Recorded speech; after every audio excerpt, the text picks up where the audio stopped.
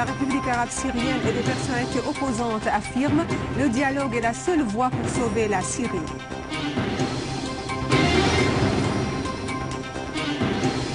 Jaafari, lors de la rencontre consultative de Moscou, affirme que la lutte antiterroriste est un devoir pour chaque Syrien en vue de résoudre la crise. La résistance nationale libanaise vise des véhicules israéliens qui transportaient des officiers et des soldats sionistes.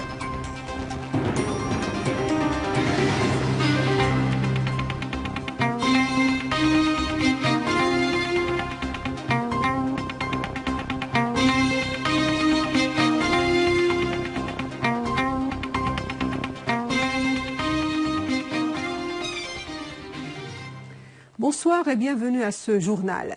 Le ministre russe des Affaires étrangères Sergueï Lavrov a affirmé qu'il est dangereux d'imposer au peuple syrien des solutions de l'étranger, soulignant que passer au dialogue pour résoudre les questions urgentes nécessite des efforts énormes.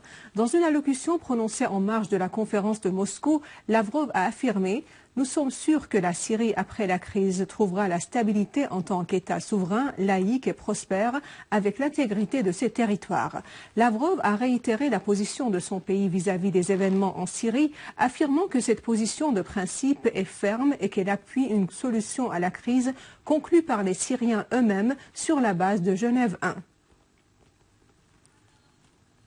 Une délégation de la République arabe syrienne et celle des personnalités opposantes ont tenu aujourd'hui à Moscou 2 séances d'entretien dans le cadre de la rencontre consultative qu'accueille la capitale russe. Les participants à la réunion ont observé au début de la première séance et par une demande de la délégation de la République arabe syrienne, une minute de silence en hommage à la mémoire des martyrs civils et militaires de la Syrie. Dans une allocution prononcée lors de la première séance de la rencontre consultative, M. Jaafari a indiqué que la rencontre ne doit pas être une propagande, mais une tribune sérieuse reflétant l'objectif de cette rencontre qui a lieu à l'ombre de la souffrance, des pertes et des défis dont fait l'objet la patrie. Jaafari a ajouté que l'ingérence régionale et internationale sans précédent dans la guerre déclenchée contre la Syrie s'était soldée par une escalade grave en raison du recours au terrorisme en tant que moyen et arme politique. Jaafari a indiqué que les aides envoyées par la Turquie et l'Arabie saoudite aux terroristes sont des armes ayant pour but de tuer les Syriens, faisant allusion à cet effet aux camions saisis par le gouvernement turc et aux camions envoyés par l'Arabie saoudite au front Nusra via les frontières jordaniennes.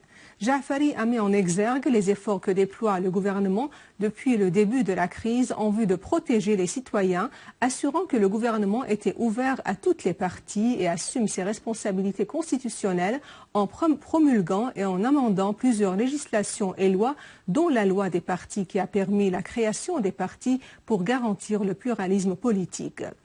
El Jaafari de conclure, le gouvernement a favorablement répondu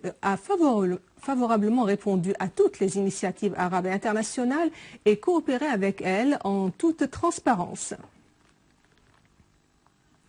Dans un communiqué, le Hezbollah a indiqué que les combattants martyrs de la résistance à Quneitra ont visé ce matin une patrouille militaire israélienne.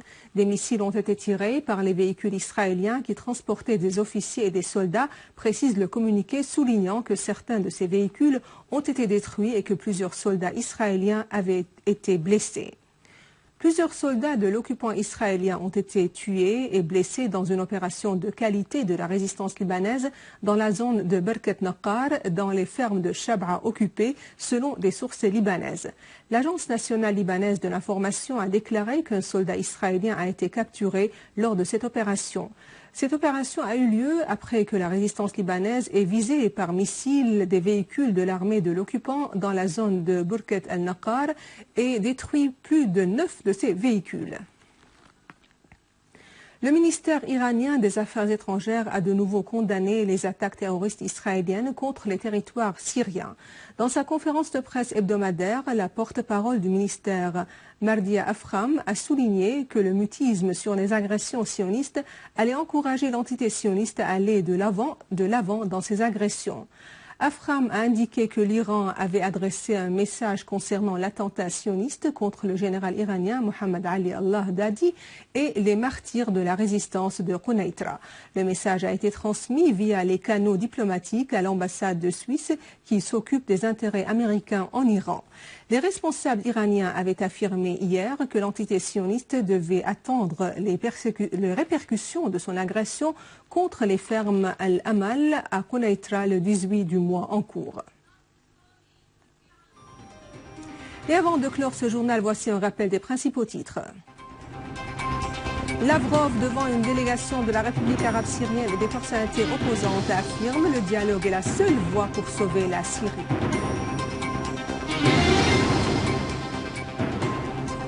Jaafari, lors de la rencontre consultative de Moscou, affirme aussi la lutte antiterroriste est un devoir pour chaque Syrien en vue de résoudre la crise.